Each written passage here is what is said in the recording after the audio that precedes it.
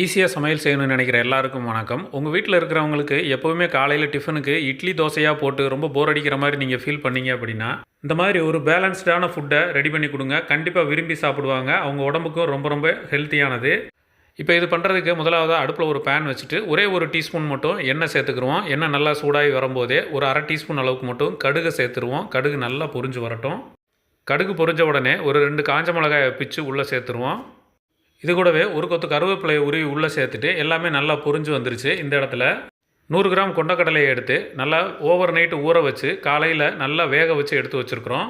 அந்த வேக வச்ச கொண்டக்கடலையை தண்ணியை ஃபுல்லாக வடிச்சிட்டு இதில் சேர்த்துக்கலாம். சேர்த்துட்டு நல்லா கலந்து விட்டுலாம். இப்போ இதுக்கு தேவையான உப்பு பார்த்திங்கன்னா கொண்டக்கடலையை வேக வைக்கும்போதே ஒரு 1/4 டீஸ்பூன் மட்டும் சேர்த்து நல்லா வேக வச்சு எடுத்தாச்சு. அதனால் இந்த இடத்துல தாளிப்புக்கு உப்பு சேர்க்கலை.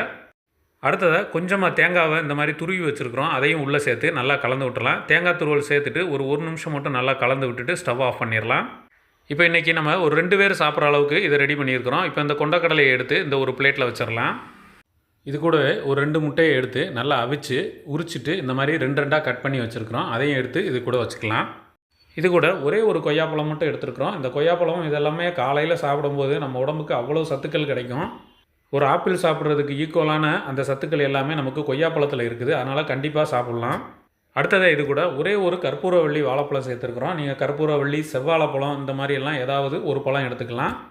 இன்றைக்கி நம்ம 2 பேர் சாப்பிட்ற அளவுக்கு எடுத்துருக்கிறதுனால ஒரு 2 வாழைப்பழத்தை எடுத்து இந்த மாதிரி கட் பண்ணி இதில் வச்சுக்கலாம். அவ்வளோதாங்க. இதில் இருக்கிறது எல்லாமே ஒரு 2 பேர் தாராளமாக சாப்பிட்லாம். இதில் இருக்கிற கொண்டக்கடலையாக இருந்தாலும் சரி, வாழைப்பழம், முட்டை, கொய்யாப்பழம் இது எல்லாமே பார்த்திங்கன்னா நம்ம உடம்புக்கு தேவையான எல்லா சத்துக்களும் நிறைஞ்சது. உங்கள் வீட்டில் இருக்கிறவங்களுக்கு இதே மாதிரி ஒரு பேலன்ஸ்டான ஃபுட்டை காலையில் ரெடி பண்ணி கொடுத்துட்டு அவங்களோட ஹெல்த்தை பார்த்துக்கோங்க. நம்ம அடுத்த வீடியோவில் சந்திக்கலாம். நன்றி.